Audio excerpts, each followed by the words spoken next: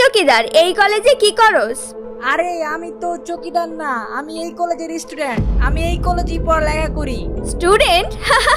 তরে দেখা কে বলবে তুই এই কলেজের ছাত্র? তরে তো মনে হচ্ছে তুই এই কলেজের দারোয়ান।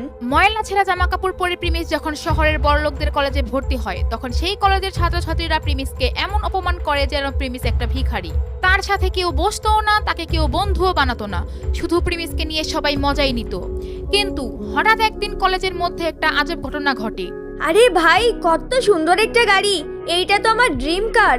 আচ্ছা, এই গাড়িটা কার?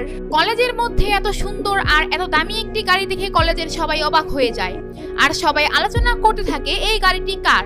আর ঠিক সেই সময়, এইটা আমার গাড়ি। কেন, কোনো সমস্যা? কলেজে কি গাড়ি আনা যায় না? কে এই প্রিমিস? কেনই বা সে গরিবের ভান ধরে থাকে? তার আসল কাহিনী জানতে চাইলে সাবস্ক্রাইব করে নিজের ফুল ভিডিওটিতে ক্লিক করুন।